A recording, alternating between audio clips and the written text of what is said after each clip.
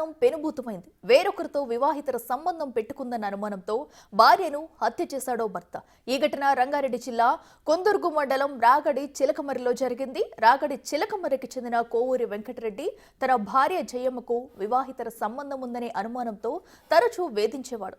తన పరువు తీస్తున్నావని తన భార్యతో గొడవపడి గొంతు నులిమి హత్య చేశాడు. కుమారుడి ఫిర్యాదుతో కేసు నమోదు చేసుకున్న పోలీసులు దర్యాప్తు చేస్తున్నారు.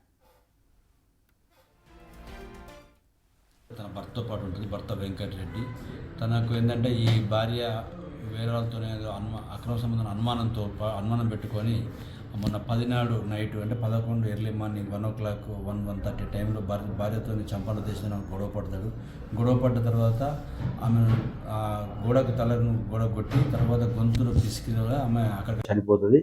దీనిపై వాళ్ళ కొడుకు విష్ణువర్ధన్ రెడ్డి కంప్లైంట్ ఇచ్చింది. దానిపై కేసు నమోదు చేసి ఆ బాడీని పోస్ట్ మార్టం చేపించి తర్వాత అక్యూజ్డ్ అదుపులోకి తీసుకొని వెంకటరెడ్డిని రిమాండ్ చేయడం జరుగుతుంది.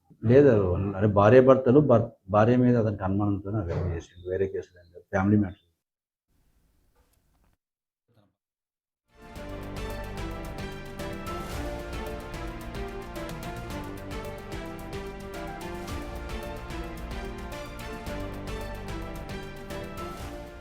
రైట్, ఇక వివాహితర సంబంధం ఉందన్న అనుమానంతో భార్యను హత్య చేశాడు ఓ భర్త. అయితే వేరొకరితో వివాహితర సంబంధం పెట్టుకుందన్న అనుమానంతోనే భార్యను హత్య చేశాడు. అయితే ఈ ఘటన రంగారెడ్డి జిల్లా కొందుర్గు మండలం రాగడి చిలకమర్రిలో జరిగింది.